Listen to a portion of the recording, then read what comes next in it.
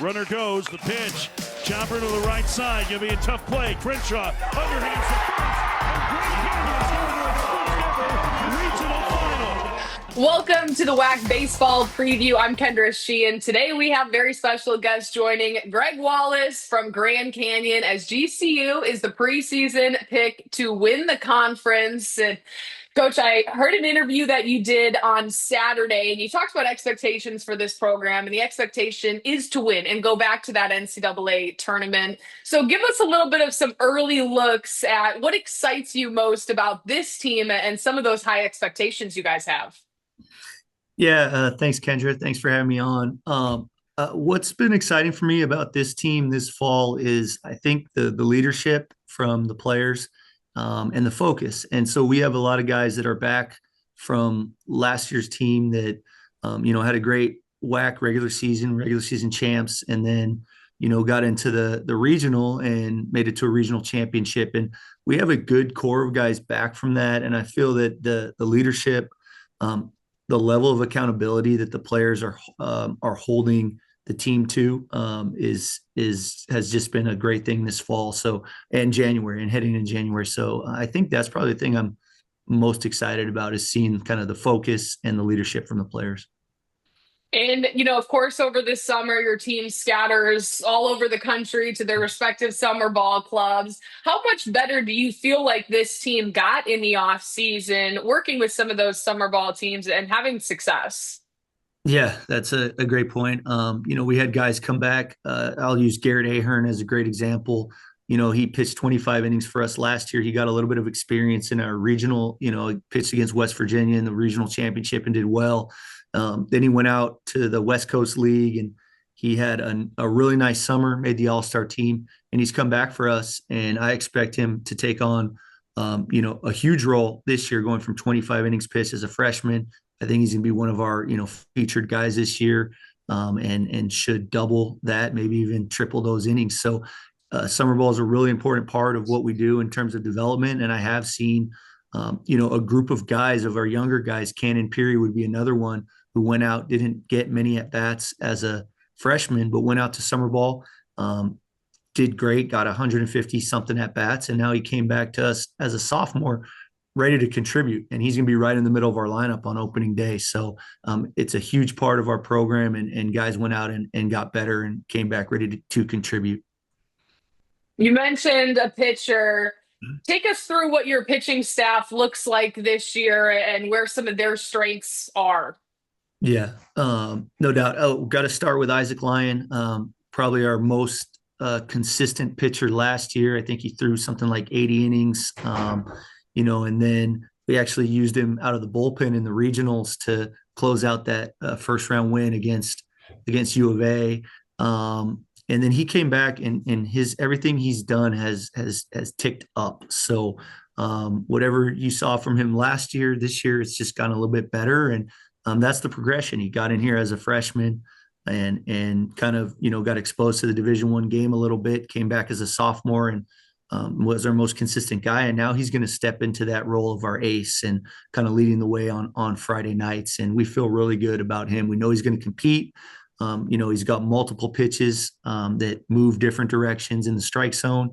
And he's a competitor, so we're excited to have him on Friday nights. And then, we've got, I talked about Ahern. We've got Connor Madison back, who had a nice freshman season for us, and we expect big things from him as well. And then we got a couple new guys that are going to help. And, Chance Key comes to mind. He's a left-handed pitcher from Des Moines Area College who's going to get a lot of innings for us. In the bullpen, we've got Walter Quinn back, who had a great season last year. He comes back as a senior, and it's always nice to have a sidearm option at the end of the game. So he's a sidearm righty, did great last year, and we'll be looking to him a lot out of the pen this year again.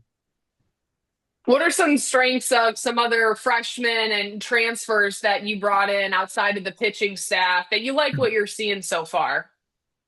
So we brought in some exciting freshmen. We've got a good group of guys. Gunnar Penscover is a freshman who had a great high school career just down the street from us at Northwest Christian, which is literally maybe 10 minutes from GCU's campus. Came in as a football player. He pitched, he played center field in high school, and we weren't quite sure where it was going to go. I liked his arm coming in, and I would have told you he's probably going to be a pitcher in college just because his arm works so great. We gave him the chance to hit, and turns out that what he did in high school is carrying over here too. So you might see him getting some two-way options. Definitely going to pitch, and he's played himself. He started in our alumni game and did great, and I'm really excited about him. We have a couple other freshmen that should really contribute. We have Ross Clark, who was the Trinity League Pitcher of the Year, that's going to get some innings. Billy Gregory, who's from the Scottsdale area, who's going to get some innings. And then a group of transfers from the junior college level is all that are also going to help us out quite a bit. You also get 5 players on the preseason all-conference team. That's Zach York, Eli Payton, Isaac Lyon, who you mentioned, Eddie Pelk, and Emilio Barreras. Mm-hmm. Those guys have come in and made such an impact on your program. What do you like about the way that those guys have attacked this preseason, and also that leadership and accountability that you had mentioned earlier? Yeah, I mean, just what I kind of talked about, but Eddie Pelk, Eli Payton, when they decided to come back, and obviously for past their graduation, they're now grad students, and they told me that they wanted to sign. Obviously, they wanted to go pursue professional baseball, but that they didn't want to get in the transfer portal.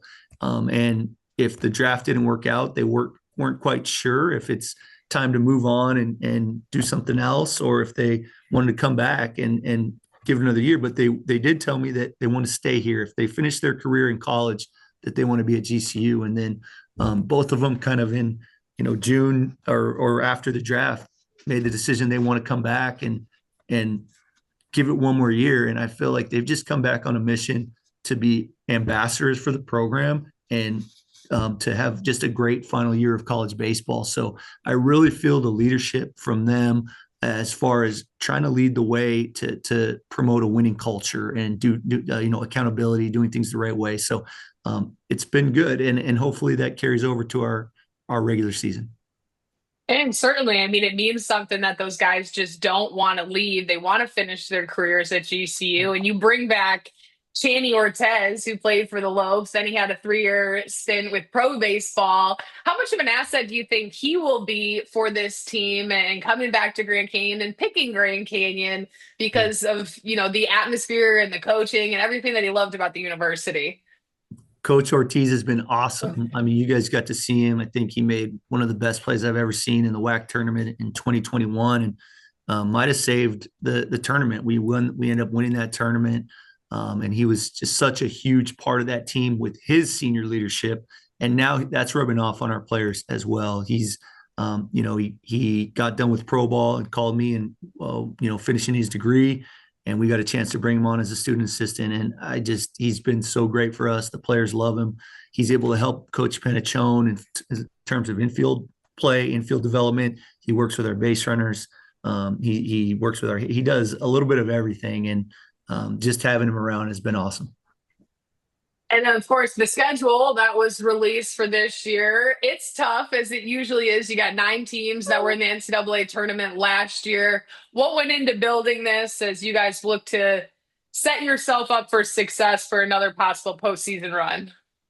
Yeah, I think we always schedule tough. I'm not so sure this isn't the toughest schedule that we've ever had with, as far as Vanderbilt opening night, Nebraska opening weekend, going to Oregon and Oregon State, going to Stanford, and having Texas Tech for a weekend series at home, along with ASU, U of A. We always play them. All of our midweeks are challenging. So I just feel like we want to be challenged. I think our guys get excited for it. I think it prepares us for the league. Our league's tough. It's strong, and we're going to go in battle tested like we do every year. So I do think that our schedule is always tough. I believe this is our toughest schedule yet. So we know it's going to be a challenge, and I think we're ready for the challenge.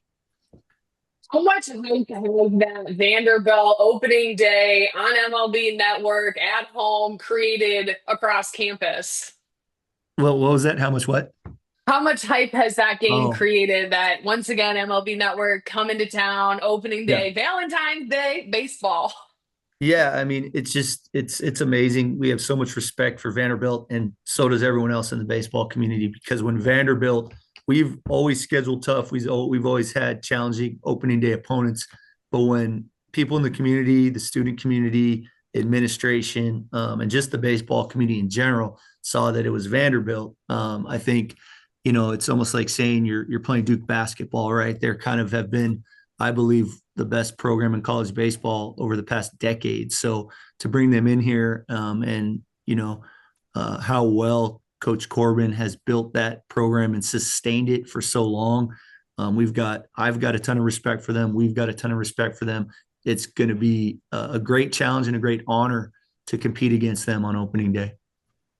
And as we're previewing this year, I do like to take one step back and look at some of your former players. Jacob Wilson has just been an all-star for your team. Now he ranks 31 on the MLB prospect rankings.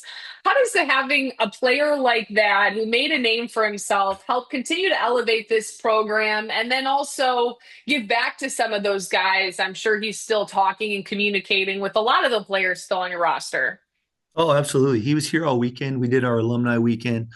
We had a home run derby on this past Friday night, and then the alumni game on Saturday afternoon. And he came and participated in both. He actually came out, took batting practice on the field before our practice on Friday, and it's just great seeing him around. I mean, Homer Bush Jr. is around all the time. Tyler Wilson. They're hitting right now. Actually, the cages are right outside my window, and Homer Bush Jr. and Tyler Wilson are in the cages, and they're actually going to stick around and talk a little bit to our team about, kind of what led them from from good college players to great college players. And they each had this platform year that they were always good. Homer was always good. And then 2023 was just a breakout, and he was just on a different level. Tyler Wilson was the same way. He had a good career for us for 3 years, very steady, everyday player. But then his senior year, it was just another level. So it means so much that those guys want to come back and share that knowledge. And, those two guys are going to be talking to our team today about how they went from good to elite. And Jacob has agreed to do that too at some point before the season, just kind of share those little things that they, change in their routine or, change in their preparation, their mindset, that really free them up to be at the top of the college game. Do you think any players now that you have in your current roster, do you see any hints of them maybe having that breakout year or really up in their game just from what you've seen in practice? Yeah, I mean, I don't That's want to put too much pressure on anybody, but I think that I think we had a lot of guys capable of it. I'd keep my eye on Isaac, just because he just every time I see him, he seems like he's added something to his game. So from his freshman year to now, the evolution has even November, when he left in November, I felt pretty good. Like, okay, we got this guy that's going to go out and take the ball every Friday. And then he came back in January, and it's like, he's better than he was in November. So I just think if he continues to do that, and then and now it's February, in March, April, he could have a special season. And I think that we know he's going to be consistent. And I hope that everything he's doing right now just carries over to the regular season. Well, Coach, thank you so much for giving us an inside look as Grand Canyon plays on Valentine's Day. That's Friday, February 14th, opening day against Vanderbilt on the MLB Network. Certainly a fun way to start the 2025 year. It'll kick off or tip off, bat off at 6 p.m. Mountain Time. That's right. We're ready. It's going to be exciting. So thank you.